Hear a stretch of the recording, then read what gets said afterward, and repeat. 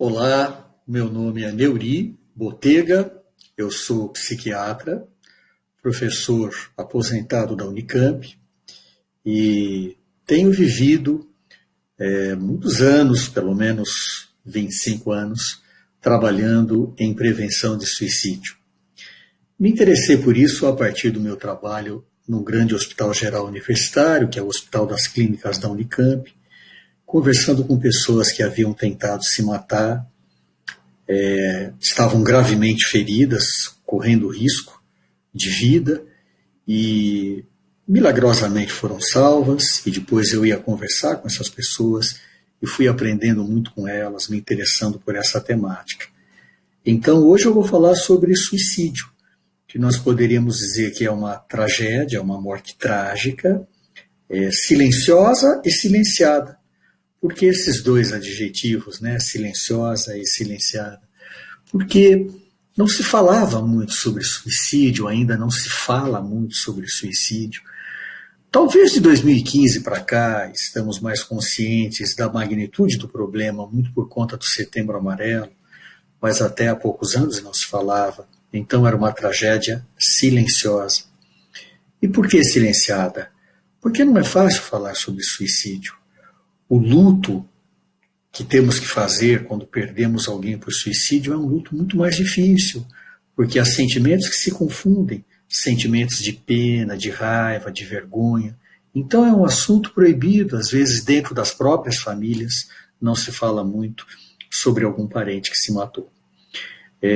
Para apoiar minha apresentação, eu vou usar alguns slides e uma apresentação de mais ou menos uns 30 minutos, tá bom?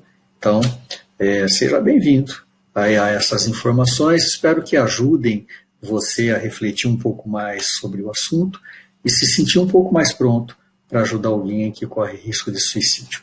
Eu vou aqui começar os slides, então.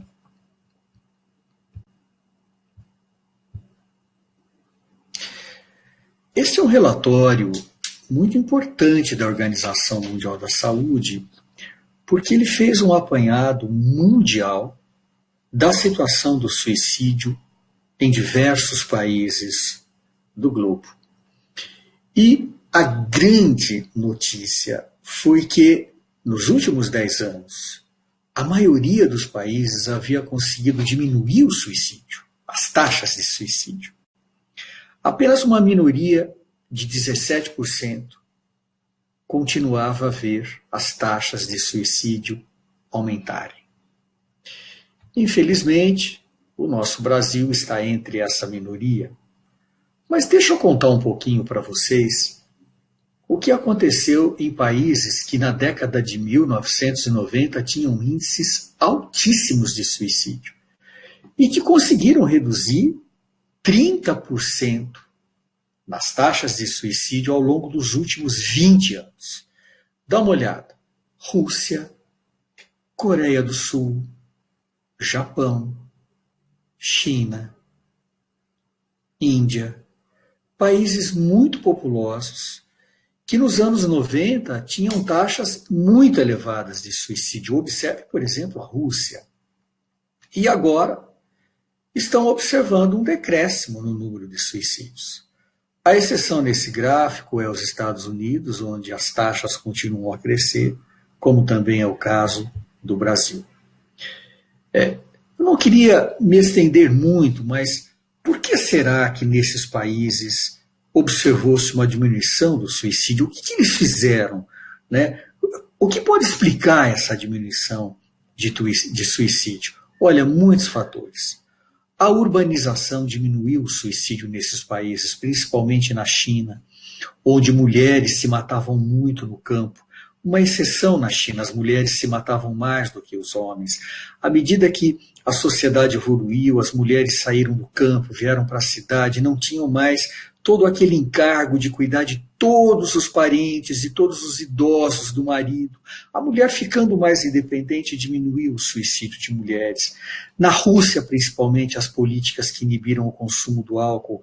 Muito interessante, o governo colocou mais impostos sobre o álcool, coibiu a fabricação clandestina de álcool, tanto o Gorbachev quanto agora o Putin, e conseguiram, paralelamente, diminuir taxas de homicídio e também de suicídio. Outros países, como a Suécia, têm políticas muito fortes para o desempregado.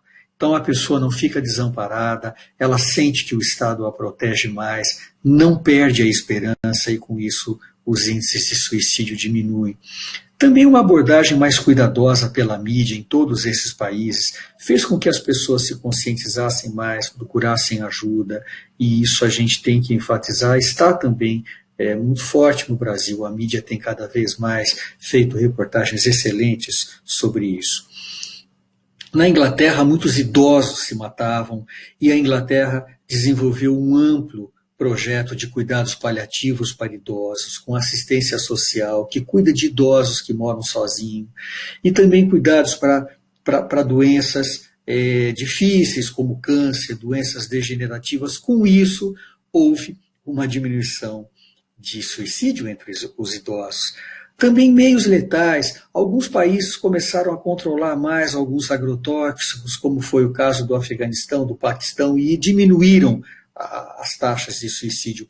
Uma pena que no Brasil, recente deliberação do governo abriu muito a importação de agrotóxicos, alguns deles perigosos e proibidos na Europa. De novo, o Brasil andando na contramão de uma tendência mundial. E em todos esses países que conseguiram diminuir o suicídio, houve uma melhora na política de saúde mental, no acesso. Então nós temos essa tremenda diminuição de suicídio em países que tradicionalmente tinham taxas altas, como Rússia, Coreia do Sul, Japão, Índia e China. Bem, como disse a vocês, o Brasil vê os números aumentarem ano a ano. Nós temos já números de 2016. A taxa de suicídio em 2016 não aparece nesse slide, mas foi de 5,8, segundo o Ministério da Saúde, ou seja, uma tendência a aumento nas taxas de suicídio. E em que extrato da população mais cresce o suicídio? Entre os jovens. Observe o crescimento grande entre os que têm 15 e 19 anos, né? Ao longo dos últimos anos. O slide parou em 2012, mas a tendência continua até 2016, 2017, que são os últimos anos para os quais há dados já disponíveis no Ministério da Saúde. E, como dizia, a taxa desses suicídios entre jovens que vão dos 10 aos 19 anos aumentou 24%. Os dados agora são bem recentes, entre 2006 e 2015. São dados de uma publicação científica já desse ano, de 2019, mas que lida com os números que vão até 2015. Pesquisa que pegou todos os óbitos ocorridos em 6 capitais brasileiras entre 2006 e 2015 e confirmou a tendência, aumento de 24% nas taxas entre os jovens. Então, suicídio é um problema de saúde pública no Brasil? Certamente. Cresce o número de suicídio, principalmente em adolescentes e adultos jovens do sexo masculino. E tem alguns subgrupos populacionais onde os índices são altíssimos, como indígenas, agricultores no Rio Grande do Sul e forças policiais. A gente não ouve falar tanto nisso, não há notícias sobre isso, mas o problema existe e é muito grande. E ao contrário do que a gente pode imaginar, a taxa de suicídio é maior em cidades menores. Ok, o número total de suicídio é maior em cidades grandes, mas as taxas, e sempre que eu falo taxa, é número de mortes para cada 100 mil habitantes ao longo de um ano. As taxas são maiores em cidades pequenas e em cidades de médio porte. Eu queria fazer uma reflexão com vocês. A gente fala em número de óbitos, sempre pegando dados oficiais do Ministério da Saúde, mas o próprio Ministério reconhece que o número de suicídios deve ser maior do que o oficialmente registrado. Vamos pegar o ano de 2016. Olha que curioso. Em 2016, houve 11.433 suicídios. Mas houve também 10 mil pessoas que foram encontradas mortas e não se podia chegar a uma conclusão sobre a intenção daquela morte. Se foi um acidente, se foi natural ou se foi suicídio. Lembre-se que o Brasil é muito grande e em muitas localidades não há um serviço de verificação de óbito, não se pode fazer uma autópsia para ver a causa.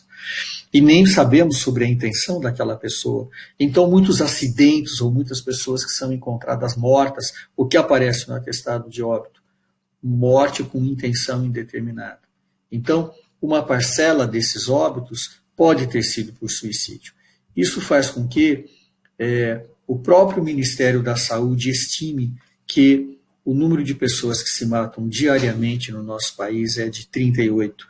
Isso coloca o nosso país em 8º lugar entre aqueles que mais têm pessoas se matando. É muito importante a gente pensar nisso. E suicídio é a ponta do iceberg. Há muitas outras pessoas que tentam suicídio, há outros atos autoagressivos que estão cada vez mais comuns entre os jovens, como por exemplo, o corte superficial da pele, né? A gente chama o cutting em inglês, em português, a gente também está usando essa palavra. E professores sempre comentam comigo que cada vez mais eles estão vendo adolescentes muito jovens, de 11, 12 anos, se cortando. No pulso, nas coxas, na barriga, que é uma maneira de lidar com o sofrimento, de manifestar sofrimento ou de tentar aliviar o sofrimento psíquico, se cortando, provocando dor física. Agora, o suicídio é um fenômeno muito complexo, não dá para simplificar. Às vezes a gente fala, tal pessoa se matou porque descobriu que está com câncer, tal pessoa se matou porque foi traído. Não, na verdade são muitos fatores que juntos e ao longo da história de uma pessoa levam ao suicídio. Eu costumo falar em algumas aulas para alunos na Unicamp que nós somos o resultado de uma combinação de genética e de meio cultural, educacional, começando na família e englobando todos os costumes sociais, a religião, a política, a economia. Então, para resumir, nós somos uma combinação de biologia e biografia e vários fatores projetados aí nesse slide se combinam para levar uma pessoa ao suicídio. Não tem como simplificar a explicação de um suicídio, como às vezes a gente vê. Agora, quem é profissional de saúde sempre enfrenta o desafio de estimar o risco de uma pessoa se matar. E isso não é fácil, isso tem que ser treinado. Infelizmente, isso não é bem ensinado, nem nas faculdades de psicologia, de enfermagem, de medicina.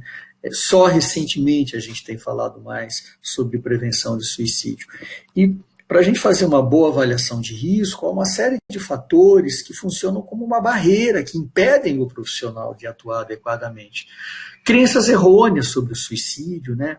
Uma famosa é, se eu perguntar sobre suicídio, a pessoa pode ter a ideia de se matar. Ela não estava pensando nisso e eu vou dar a ideia.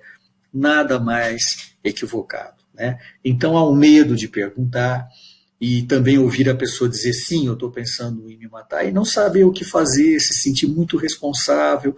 Então, às vezes, é melhor ter uma espécie de uma cegueira psicológica, e a gente acaba não percebendo que o meu amigo, o meu colega de trabalho, o meu filho, minha parceira, está pensando em se matar porque está muito mal, porque está deprimido, porque está bebendo, porque está sofrendo bullying, porque está fazendo postagens estranhas. Às vezes, eu não percebo tudo isso, que é uma forma trágica de me proteger, de não sentir impotência, de não sentir detentor de uma tragédia, de uma morte anunciada, não é? Agora, é normal a gente ter pensamentos sobre morte, né? Do que vou morrer, como vou morrer. Principalmente a gente vai envelhecendo, vai tendo pessoas próximas que morrem tragicamente, é normal a gente pensar nisso. Eu não sei se a definição do slide está muito boa, mas aqui há uma seta que vai crescendo, desde ideias de morte passageira, que é isso que eu estou dizendo, poxa, como vou morrer, de que vou morrer, até ideias de suicídio, mas normalmente se a ideia do suicídio passa pela cabeça, a gente fica assustado, a gente quer afastar aquela ideia, a gente fala, não quero pensar nisso. O mais arriscado é quando a ideia de suicídio deixa de me assustar, quando eu começo a pesquisar na internet como me matar, qual é o método mais adequado, qual é o método mais letal. E se eu começar a treinar o método, se eu começar a anotar detalhes, preparar, né, colecionar remédios ou preparar uma corda, ter acesso a um revólver, a um veneno. Se eu planejo, o risco é muito maior. Então, quando um profissional de saúde conversa com uma pessoa e ele desconfia que há um risco de suicídio, ele precisaria fazer várias perguntas. Infelizmente, por falta de treinamento, por medo, por preconceito, muitas vezes mesmo um profissional de saúde não vai fundo e acaba não avaliando com precisão o risco de suicídio. Porque avaliar o risco de suicídio também não é um exercício para descobrir quem vai se matar ou não. A avaliação do risco de suicídio é o que dá subsídios para o profissional tomar condutas, né? Entrar em contato com uma família, providenciar uma internação, iniciar o tratamento de uma depressão. Então, a avaliação do risco não é um exercício de adivinhação, mesmo porque o risco é tão variável, né? Às vezes uma pessoa que está bem hoje, amanhã pode estar muito mal, principalmente naqueles transtornos mentais onde a instabilidade é uma característica marcante, né, do problema. Bem, para quem quiser se aprofundar nesse assunto, principalmente para quem está na área da saúde ou lida muito com situações onde há um risco, eu tenho um livro chamado Crise Suicida, e numa página desse livro há uma série de sugestões de entrevista para estruturar um pouco a avaliação do risco de suicídio, né? Com alguns passos, como o que está acontecendo, os estados mentais que mais levam ao suicídio, os principais fatores de risco, fatores de proteção, e também como avaliar a intenção de morrer, que a gente chama tecnicamente de intencionalidade suicida. É uma parte mais técnica, mas talvez você se interesse. Esse livro você pode comprar facilmente pelas livrarias virtuais, tá bom? Da editora Artimed. Bem, o que caracteriza uma pessoa que está pensando em se matar é o que a gente está chamando aqui de crise suicida, né? Tem pessoas que de uma hora para outra, em poucos dias, se aproximam muito da ideia e da possibilidade de se matar. Olha, há alguns estados emocionais que são muito comuns nessa situação. E eu vou destacar 4 estados emocionais. O primeiro deles é uma dor psíquica intensa, que a gente chama de psychache, é um termo em inglês, que poderia ser traduzido, né, do inglês como dor da alma, né, ou desespero em português. Outro estado é a ambivalência, outro estado mental é a impulsividade, outro é a rigidez, a constrição do pensamento. Vamos falar rapidamente sobre isso, né? Em relação a essa dor mental, o que nós temos, na verdade, é um estado em que a pessoa não consegue sentir que aquilo vai passar, que ela não tem outra saída, começa a cogitar que o suicídio é a única saída para interromper a consciência da dor psíquica. Então, esse é um estado de dor psíquica insuportável e com um estreitamento de opções. O que eu vou fazer da minha vida? Eu não sei mais o que fazer. O suicídio passa a ser visto como uma única saída. Muitas vezes, principalmente em adolescentes, esse é um problemão. Do jeito que chega uma dificuldade, o adolescente reage, né? Ele não demora um tempo pensando, um tempo sentindo, avaliando seus sentimentos, vendo qual decisão é melhor. O adolescente ele é muito impulsivo. Não só o adolescente, alguns adultos que sofrem de transtornos mentais também podem ter maior impulsividade, transtorno bipolar, por exemplo, né? Outras vezes são impulsivos porque estão tomando álcool, porque estão usando drogas. Então, sempre que há uma combinação de transtorno mental com drogas que aumentam a impulsividade, o risco de suicídio aumenta. Mas, como eu estava dizendo, em alguns adolescentes o ato é tão impulsivo que a gente chama de ato-dor. É para evitar a dor, né? É quase reflexo. Do jeito que ele recebe uma má notícia, ele já parte para a ação. Quer se cortando, quer se atirando pela janela. Então, são situações em que a dor não é processada, a dor não é digerida em termos de palavras, sentimentos, ideias de como enfrentar aquela situação. São casos difíceis da gente prever e pegam todos nós de surpresa. Agora, sempre que uma pessoa pensa em se matar, ela também cogita a possibilidade de não se matar e pode secretamente ter o desejo de que alguém a resgate daquele desespero, que alguém a ajude.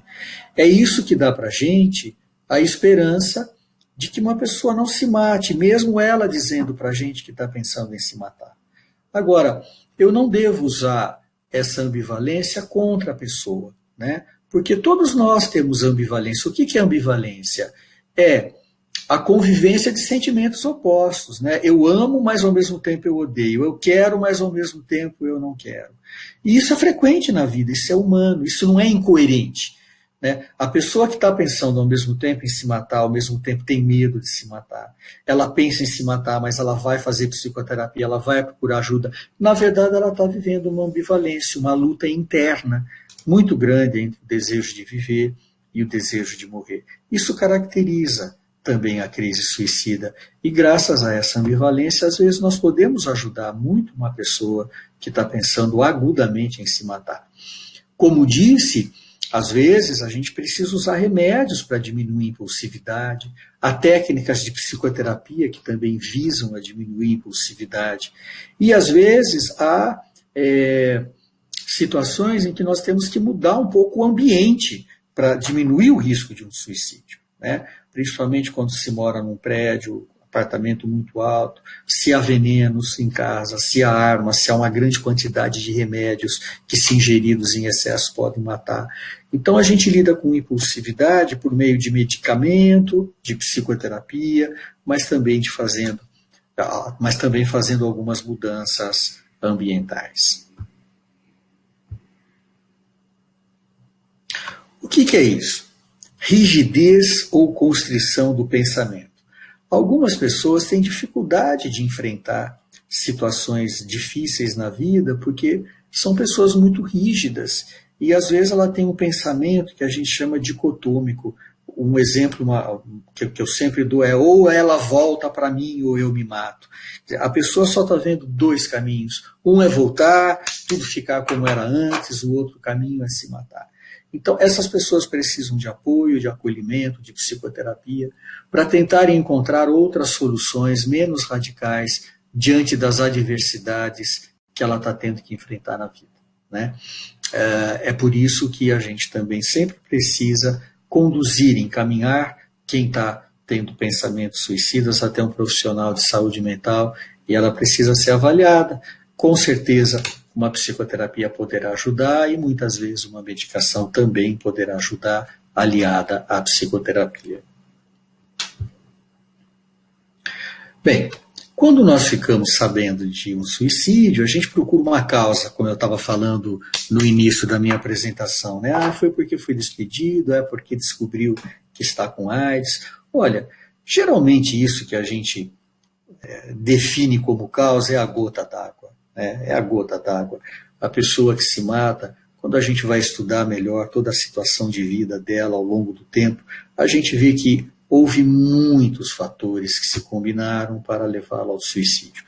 Esses fatores a gente chama de predisponentes, e alguns deles estão à esquerda do slide, né? Os principais predisponentes são certos transtornos mentais, principalmente depressão, transtorno bipolar, alcoolismo, personalidade borderline. Mas quem já teve tentativas de suicídio no passado pertence a um grupo que tem maior risco de um dia se matar, né? Não julgue isso pela obviedade, mas pela importância de atendermos bem pessoas que tentaram se matar já. De não tomarmos isso como um ato banal que não vai acontecer. Uma pessoa que já tentou o suicídio, ela reúne condições mentais e condições de vida que poderão levá-la a uma nova tentativa, né? Agora, todas as pesquisas mostram que quem sofreu abuso na infância, negligência na infância, tem uma maior probabilidade de ter doenças mentais na idade adulta, incluindo também o suicídio, né?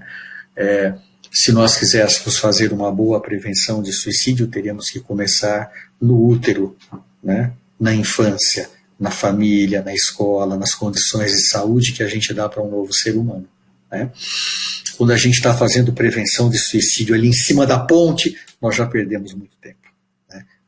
muitas possibilidades de ações de saúde para promover a vida e melhorar a qualidade de vida das pessoas. E como precipitantes são aqueles fatores bem conhecidos, né? É um rompimento afetivo, é uma bancarrota financeira, é uma doença letal, etc.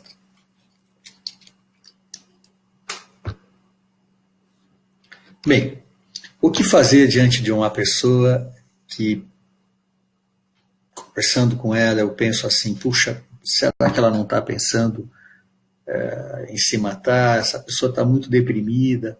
Agora, é difícil a gente ter essa ideia, porque a gente tende a fazer uma negação psicológica, como eu falei. A gente não quer ver o problema porque é angustiante para a gente, né? Então, eu criei essa regrinha de memória para ajudar quem defronta-se com um companheiro, um amigo, um filho, um colega de trabalho, ou para quem é profissional de saúde, quem está frente a um paciente e a gente pensa, puxa, ele está tão deprimido, ele está tão mal, a gente tem que lembrar do ROC. O que é ROC? R é R de repare no risco. Repare no risco. Essa pessoa que está ao seu lado, ela pode estar pensando em suicídio. E com sensibilidade, na hora certa da conversa, você pode perguntar sobre isso. Você não vai causar um suicídio perguntando isso. Ao contrário, a pessoa vai sentir que você é um amigo e que ela pode confiar em você.